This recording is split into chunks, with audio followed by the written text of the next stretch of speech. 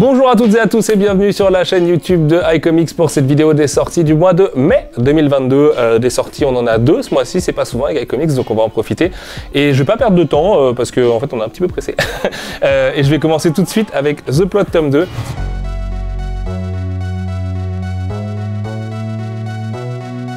Qui a une histoire éditoriale que je vais vous conter tout de suite, puisque c'est un petit miracle que je le tienne dans mes mains aujourd'hui, tout simplement. Et d'ailleurs, je m'excuse parce que je sais que j'ai pas été très clair dans la vidéo du mois dernier à ce sujet, donc je vais essayer un petit peu d'éclaircir ça et que vous compreniez ce qui s'est passé.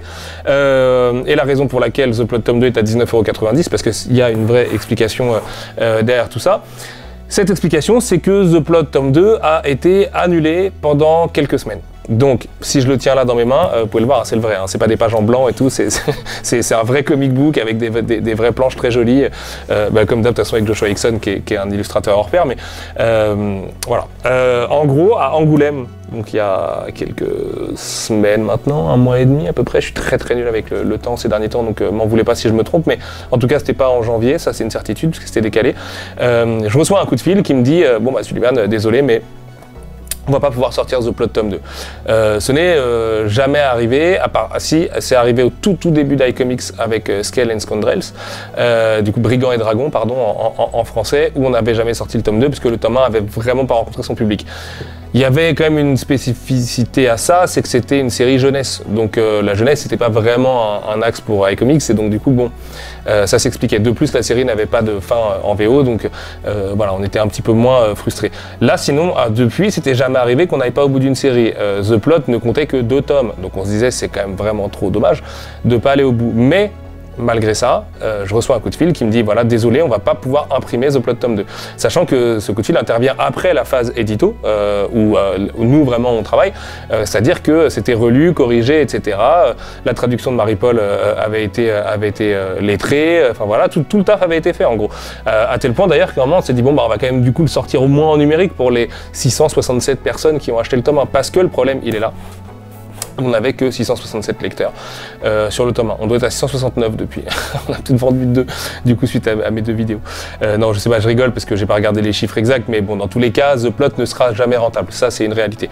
Vous le savez, je vous ai déjà fait ce discours. Chez iComics, on peut pas sortir d'indés qui ne sont pas rentables. Enfin, aucun bouquin, et encore, enfin, à fortiori des indés, parce que c'est plus risqué de sortir des indés, qui ne sont pas rentables. C'est pas possible. Ça fait pas partie de notre business model. Nous, chaque bouquin doit avoir une raison d'exister, enfin, une raison financière, en tout cas, d'exister. Et puis, même d'un point de vue écologique, ça veut dire que tout ce qui est invendu, ça va être pilonné et tout ça. Donc moi, je trouve pas ça top d'imprimer des livres qui sont lus que par 600 personnes. Même si, et j'en profite pour les remercier, ces lecteurs sont les plus précieux, puisque eux ont fait l'effort, entre guillemets, d'aller chercher The Plot. Alors ça m'embête même de parler d'effort, puisque c'est une excellente série, c'est un excellent diptyque d'horreur, qui à mon avis mérite bien plus que ses ventes, mais de toute façon en termes de vente, voilà, si je suis éditeur, c'est que je suis pas commercial, hein, c'est pas mon rôle premier de savoir ce que sont des bonnes ventes et ce que sont des mauvaises ventes. Ce que je sais par contre, c'est qu'en dessous de 2000 exemplaires, on perd des thunes.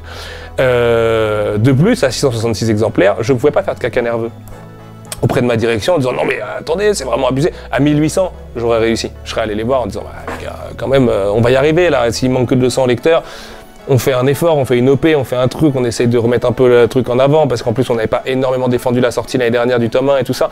Je crois que le tome 1 est sorti littéralement une semaine avant qu'on lance Mangetsu en plus, donc on avait vraiment la tête ailleurs à ce moment-là. Mais pourtant, ça n'entame en rien les qualités éditoriales du bouquin, et c'est un excellent comic book qui nous vient de chez The Vault, du coup, comme dit Savage Shores, qui lui est l'un des le plus vendus de l'histoire de iComics et tout ça. Et bref, j'étais en train de faire mon deuil, quoi. Et c'est pour ça d'ailleurs que dans la vidéo, je crois, du mois d'avril, je sais plus quand c'était Angoulême, du coup, je suis vraiment désolé, mais je tease un peu le fait que ça pue sur The Plot, quoi. Et bah, c'était l'avant-dernière, du coup. Non, là, ouais, je m'y perds. Et du coup, c'est parce que je me doutais que ça nous pendait au nez tout ça. Et problème, bah, à part vous annoncer que la série ne pourrait pas sortir, j'avais rien d'autre prévu à ce moment-là. Et là, le miracle qui arrive, le miracle du printemps, on me dit, bon allez, en fait, on va imprimer The Plot tome 2.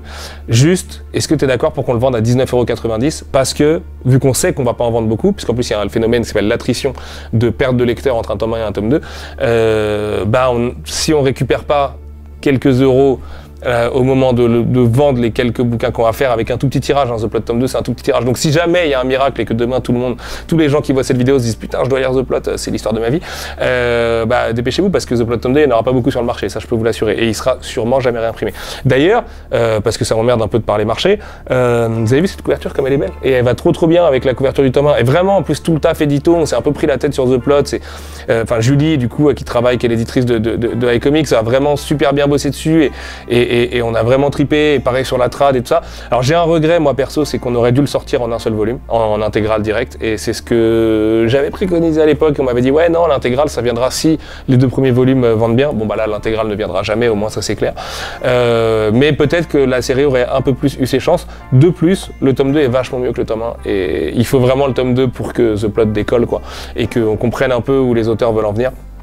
Notamment le scénar du coup de Daniel Morrissey, qui est un très bon scénariste, hein. C'est quelqu'un avec qui j'ai eu la chance de discuter, et c'est un mec qui est vraiment malin et qui a très bien compris l'intérêt de l'écriture cathartique, et c'est pas gratuit, et enfin voilà, et puis il y a un truc assez Lovecraftien aussi dans le tome 2 qui est hyper intéressant et tout, et enfin bon, bref, c'est quelqu'un qui connaît l'horreur quoi, et qui a livré une super série. Donc ça va rejoindre le panthéon des séries iComics qui n'auront pas trouvé leur public, mais bah tant pis, c'est comme ça.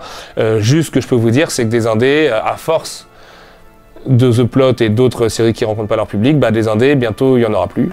Comme dirait Jean-Claude, dans 30 ans, bon dans 30 ans, moi je serai peut-être plus là, mais le fait est que je serai pas à la retraite encore en 30 ans, merde, je viens de m'en rendre compte avec les nouvelles lois. Ouais, il y a un vrai danger sur les indés chez iComics. Du coup, ça veut dire danger sur la pluralité des indépendants. Je pense, enfin, je parle au nom d'iComics, mais je suis pas le seul à tenir ce discours. On ne peut pas ubériser ce marché, on ne peut pas lancer des indés en se disant tant pis si ça perd, l'important c'est d'être le seul survivant parce que on n'a que peu de sorties à l'année, il y aura moins de sorties l'année prochaine que cette année, là on travaille le planning 2023 donc je peux vous le dire. Donc c'est un peu dommage, j'ai pas envie de faire iComics juste pour faire des licences. Voilà, maintenant j'ai pas envie qu'on m'accuse de faire du chantage et toutes ces conneries que j'ai pu entendre.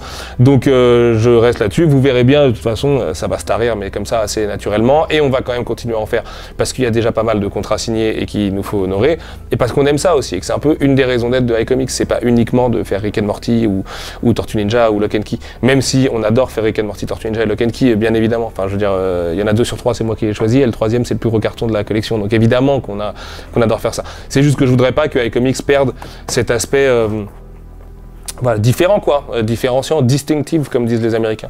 Bref, The Plot tome 2, ça sort là le 18 mai si je dis pas de bêtises. Jetez-vous dessus, et puis, enfin jetez-vous dessus. Vous êtes 667, donc j'espère qu'on en vendra 668 du tome 2.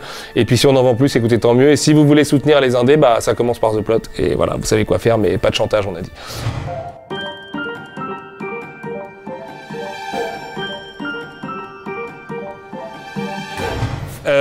Dans un autre monde, où là, à l'inverse, on a des énormes facings à l'entrée des FNAC, des Cultura, où les quantités du Big A sont énormes sur Internet, où les libraires aussi font des énormes quantités, où on peut faire des petites opérations avec des petits gratuits autour, enfin voilà, pas du tout le même métier presque finalement. Ce mois-ci marque la sortie du bouquin le plus important de l'histoire de iComics, qui est Lock and Key, l'âge d'or, préquel du coup de l'univers de Lock and Key. Enfin, en tout cas, on va dans le passé de la famille Lock, parce que ce serait difficile de parler de préquel, vu qu'il y a beaucoup de circonvolutions narratives. Avec un crossover avec Sandman, c'est écrit là, donc voilà, je vous le dis, j'enlève le bandeau parce que je veux que vous profitiez quand même de cette jolie couverture, et notamment du fait que le iComics aussi bénéficie d'une petite dorure, au même titre que cette petite étoile qui est là juste sur le repli. Voilà, beau travail de Fab et tout, on s'est éclaté, gros bébé, plus épais encore que le tome 6 de Lock and Key, qui, vous le savez si vous êtes lecteur de Lock and Key, était le tome le plus épais de la série, donc voilà, cette fois la série, enfin le tome 6 est battu. C'est le premier tome inédit de Lock and Key depuis 8 ans, et ça fait quasiment pile poil 8 ans, puisque c'est Lock and Key tome 6, Alpha et Omega, était sorti au printemps 2014, du coup, ça nous rajeunit pas, chez Milady Graphics à l'époque, bien évidemment. Beaucoup de choses à vous dire. Alors moi je trouve que c'est vraiment le sommet de Lock and Key. Gabriel Rodriguez n'a jamais été aussi fort, Joey n'a jamais été aussi malin. Ça prend certes des libertés par rapport, enfin des libertés non, parce que ça reste le même univers, mais c'est pas vraiment la même approche que les 6 tomes de la série principale. C'est autre chose. D'ailleurs, s'il y a un crossover avec Sandman, vous imaginez bien qu'on va un petit peu vers ailleurs. Mais c'est absolument brillant. Cette façon qu'on a de remonter dans le passé, d'explorer de toutes les manières, est absolument géniale. Ça commence par Small World, qui est un des récits les plus importants en spin-off de Lock and Key, sorti en 2018, je crois, si je dis pas de bêtises, aux US. Et d'ailleurs, ça se termine avec une histoire qui est sortie il y a à peine quelques mois, du coup, en 2021. Donc c'est vraiment, ça brosse tout ce que vous devez savoir de Lock and Key en spin-off. Alors, petite précision quand même, bon, là vous avez les 6 tomes là-dedans, Lock and Key l'intégrale, le gros bébé, le gros pavasse, bam, les 1000 et quelques pages des 6 tomes de Lock and Key, la série principale se trouve là-dedans. Vous le savez, l'année dernière, on avait sorti Lock and Key Ciel et Terre, qui était dispo à 10,90 €. Dans Lock and Key Ciel et Terre, vous trouviez du coup Open the Moon, qui ouvrait le récit, qui est un magnifique récit, une des plus belles histoires de l'univers de Lock and Key, une des plus touchantes, qui parle notamment de deuil et tout ça. Je ne vous dirai pas dans quel sens, parce que ce serait un petit peu spoilé. Et vous aviez aussi Grindhouse et, comment on l'avait traduit en français, Petit Coin, c'est ça. À noter que Grindhouse et Petit Coin ne font pas partie de Lock and Key l'âge d'or, mais Open the Moon, qui fait à peu près une vingtaine de pages, enfin un floppy quoi, fait partie de Lock and Key l'âge d'or. Donc, il y a un chapitre là-dedans, sur les 260 et quelques pages, qui n'est pas inédit. Vous en avez quand même 240 d'inédits, dont le crossover avec Sandman, et pas Sandman seulement d'ailleurs, parce qu'il y a aussi beaucoup de DC Comics à l'intérieur.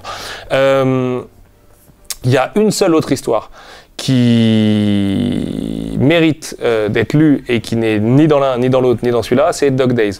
Dog Days, vous pouvez le demander à votre libraire, il peut encore en commander à l'heure actuelle, il vous sera offert pour l'achat de l'âge d'or du coup. Il y en a encore en stock du côté de la distribution, donc c'est encore faisable. L'OP n'est pas reconduite tacitement, mais n'hésitez pas à demander à votre libraire si vous ne l'avez pas eu à l'automne dernier, puisqu'en fait l'OP était surtout pour la sortie de l'intégrale qui est là.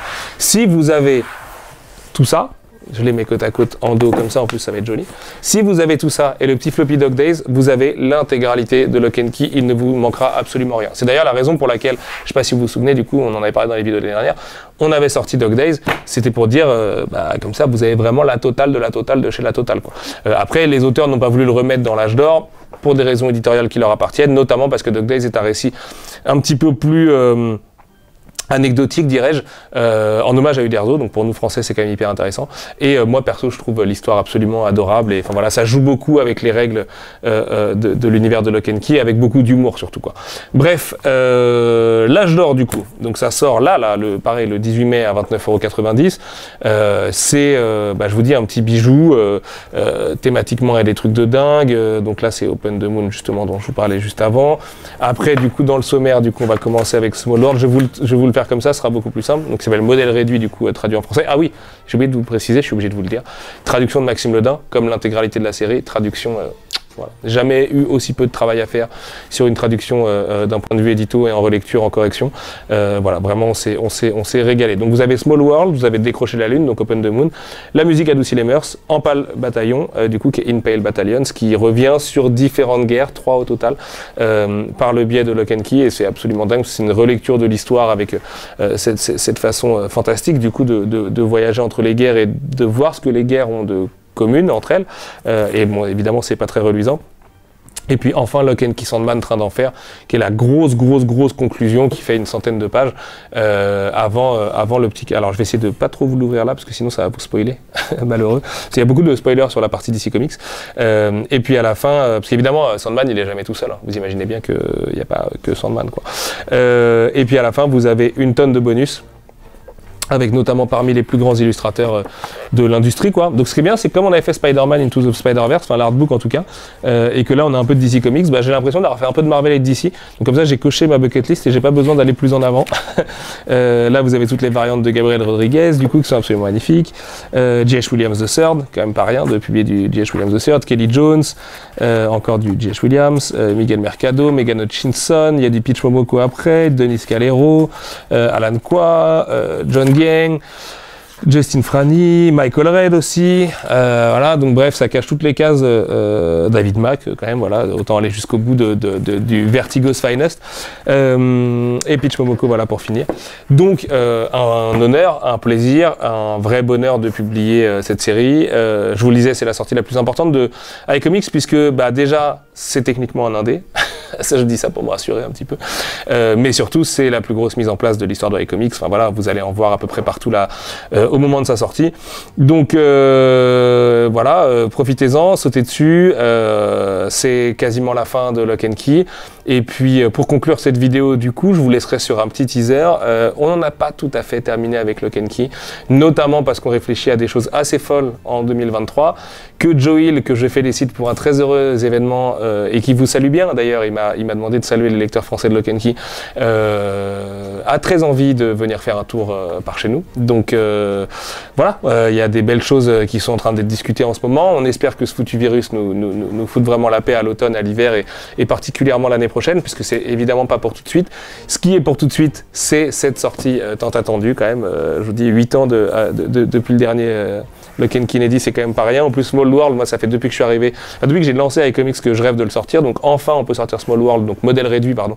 La toute première histoire qui est un petit bijou. Bah voilà, j'ouvre sur une de mes doubles pages préférées, une des plus marquantes, avec du coup les ancêtres de la famille Locke, qui sont bien tordus aussi. Il y a quelque chose d'assez génétique dans cette famille, ça prouve que c'est réel. Voilà, jetez-vous dessus, et puis bah, soutenez The Plot, encore une fois, je vous le dirai jamais assez. Petite info aussi pour les fans de Tortue, parce que c'est rare qu'on parle pas du tout de Tortue dans une vidéo, donc je suis obligé de me rattraper. On a quasiment fini le travail là sur la DA de The Last Ronin. Vous avez les micro-séries qui sortiront juste avant. Donc le mois prochain, promis, on fait une vidéo full Tortue où je vous raconte un petit peu tout ce qui arrive là pour Tortue Ninja. Et puis vous aurez Rick and Morty en enfer aussi, que j'ai très hâte de vous sortir parce que c'est un des meilleurs spin-offs de Rick and Morty. Et puis le tome 17 qui, mine de rien, ne va pas tarder. Donc voilà, lisez des comics, portez-vous bien, restez forts et puis lisez de l'indé, surtout c'est très important. À bientôt tout le monde. Ciao ciao.